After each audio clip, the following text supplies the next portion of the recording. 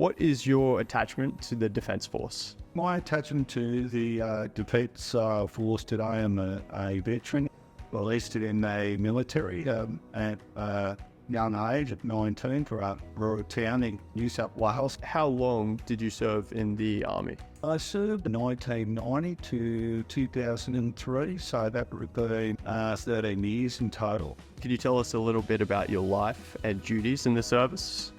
Absolutely. After initial sort of training down in Buka, which is sort of west of Wagga, and then on to Singleton, which was specific training for infantry.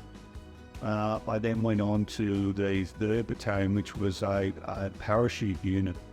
So we were really trained as paratroopers to hit the ground early and to open sort of or spearhead into that area and open, I suppose, a bridge for the rest of the military to deploy into a certain area in the event of conflict, or whether it's police action.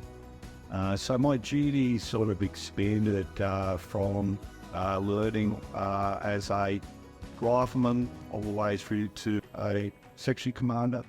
I went on to be a recruit instructor and did a myriad of courses from jungle warfare to MOUT operations, which is military operations over urban terrain, and all aspects. So it was sort of a very wide range. Were you deployed? And if so, can you tell us a little bit about what that entailed? Yes, I was actually. I had just returned from a logbook, which is an exchange of military personnel between Australia and the UK. I was with the British Royal Marines and returned in 1999. And just as I returned back to the unit, I was within 2 months deployed to East Timor.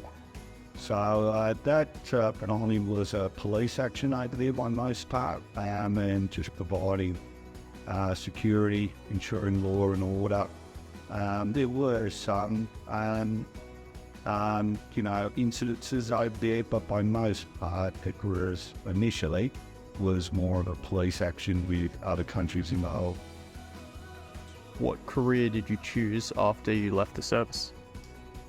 That's a very good question. When I left the military, I was somewhat sort of disillusioned. I didn't know where I was going to go, or what I was going to do, or what I was qualified to do more important.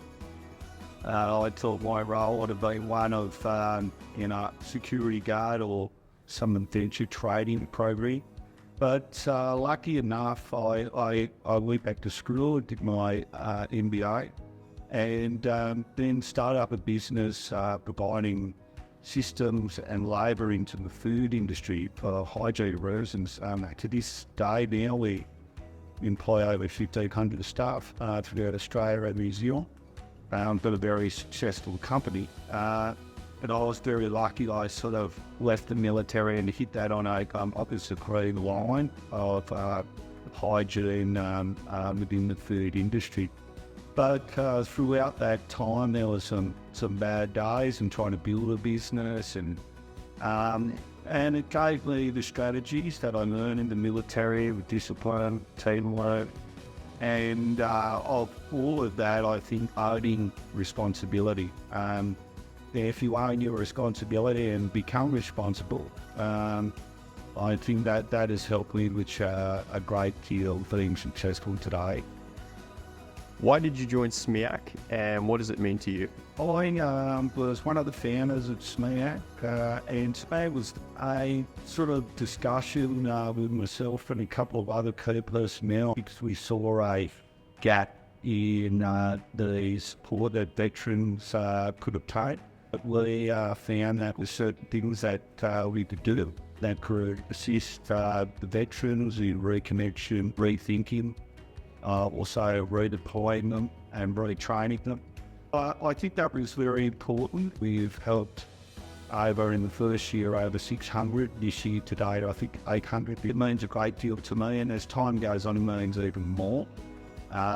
Knowing that they paid in the organisation, they work tirelessly to try and help veterans in different issues, whether they would just like to be a volunteer or whether they have some physical or some mental problems or in both.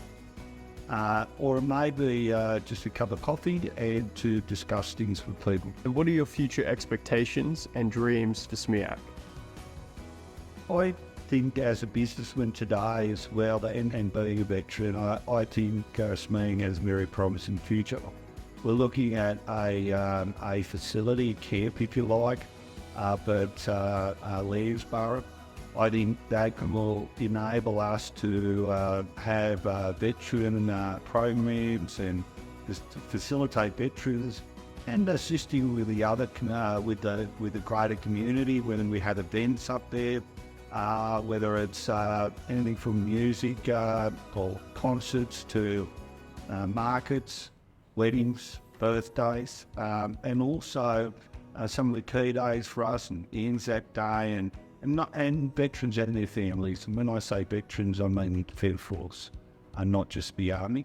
And certainly having them up there to collectively work together to do some great things. But ultimately, I would like to see SMEAC as financially independent. In fact, probably more financially independent, making enough money so they can do even bigger things for veterans or even the youth, and be diversion programs or assisting veterans that are coming out of the Defence Force and finding them roles throughout businesses like mine or the mining sector or whatever sector they would like. So becoming a bit of a nursery, I suppose, for veterans to go out and be redeployed or servicemen and women that are leaving to be redeployed in the workforce.